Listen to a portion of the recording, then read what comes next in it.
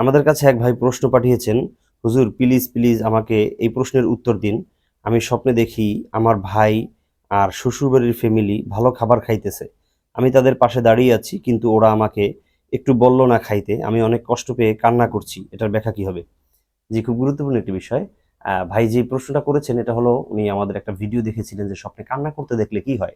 তো সেখানে আমরা একেবারে বিস্তারিত আলোচনা করেছি যে দুনিয়াবি কোনো কারণে মানুষ কান্না করতে দেখলে সেটার ব্যাখ্যা কি হতে পারে? আল্লাহর কাছে যদি কেউ ক্রন্দন করতে দেখে তাহলে সেটার ব্যাখ্যা কি হতে পারে? মোনাজাতে কান্নাকাটি করা, এটার ব্যাখ্যা কি হতে পারে? দুঃখ বেদনার পরে কান্না। তো আসলে কান্নার বিভিন্ন ধরন হয়ে থাকে। প্রত্যেকটি ধরনের আলাদা, আলাদা ব্যাখ্যাও রয়েছে। তো আজকে যে বিষয়টা ভাই এখানে উল্লেখ করেছেন যে তার ভাই, আপন ভাই খাবার খাচ্ছে এবং শ্বশুরবাড়ির ফ্যামিলি খাবার খাচ্ছে। কিন্তু তাকে খেতেও বলছে না, এবং এখান থেকে সে অপমানিত হয়ে নিজেকে কষ্ট পেয়ে চলে এসেছে।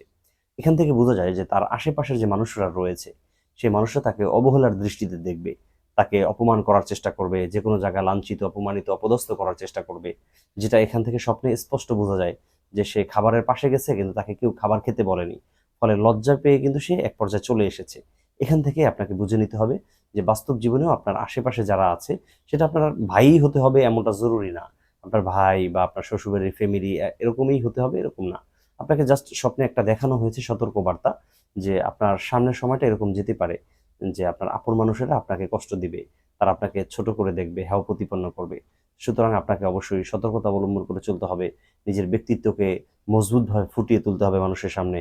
নিজের আমল, আখলাক, চরিত্র, তাহজিব, তামাদ্দুন, শিষ্টাচার এগুলোর মাধ্যমে মানুষের কাছে জনপ্রিয়তা অর্জন করতে হবে। দর্শক, আল্লাহ তাআলা আমাদের সবাইকে ভালো, ভালো স্বপ্ন দেখে সেগুলো আমাদের জীবনে বাস্তবায়ন করা, উপভোগ করার তৌফিক দান করুন। আল বিদা, মা আসসালামা।